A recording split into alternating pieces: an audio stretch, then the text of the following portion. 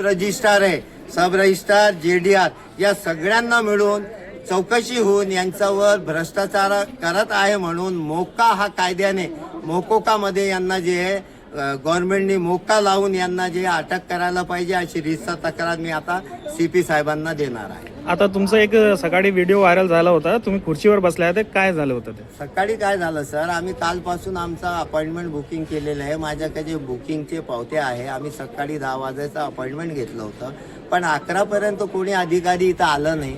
तर आम्ही लोकशाही मार्गाने हे जनतेला दाखविण्यासाठी, जिल्हाधिकारीला दाखविण्यासाठी की 11 वाजेपर्यंत जर अधिकारी येत नसेल तर आम्हाला चार्ज द्या, आम्ही आमचे कामं करून घेतो, बस त्याच्यामध्ये इतकाच विषय होता. तर त्याला विनाकारण जे दुसरी दिशा द्यायला हे लोक बसलेले आहे आणि यांच्या या दादागिरीला मी अजिबात घाबरणार नाही.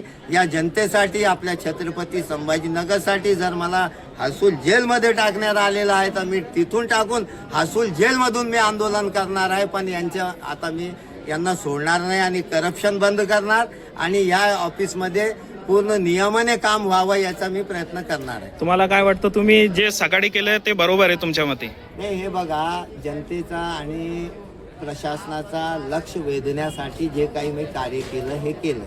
त्या कार्य केल्यानंतर सुद्धा तुम्ही आतापर्यंत बघा यांचा उद्धट स्वभाव कसा आहे, हे पूर्ण जनता उभी आहे. सकाळी हे झाल्यानंतर कमीत कमी त्यांनी काय करायला पाहिजे होतं, या सगळ्यांचे दस्त नोंदणी व्हायला पाहिजे होते आणि त्यांना असं वाटलं की काहीतरी चुकीचं झालेलं आहे, एक व्यक्तीला पाठवायला पाहिजे होतं त्यांना जर तक्रार द्यायची असेल. पण बाकीचे अजून किती लोकांना हे बघा. आणि माझा जे पक्षकार होतं त्याला जे जनावरं संध्याकाळी बांधायचं होतं तो दृष्टी सोडून निघून गेला, ते कोलठांचा होता. तर मला सांगा, हे काय आहे? हे दादागिरी आहे, करप्शन आहे आणि गुंडगर्दी, ऑर्गनाइज क्राईम आहे. यांच्यावर मोका लागला पाहिजे हा माझा म्हणणं आहे स्पष्ट. आणि मी नाही घाबरणार, लोक घाबरतील, घाबरू द्या. पण मला माहिती आहे, मी इथं काम करतो, मी कन्सल्टंट करतो, मी ॲडव्होकेट आहे फायनल इयरला, मला सगळं माहिती आहे यांचा काळा भाग. मी काय घाबरणार आहे यांना?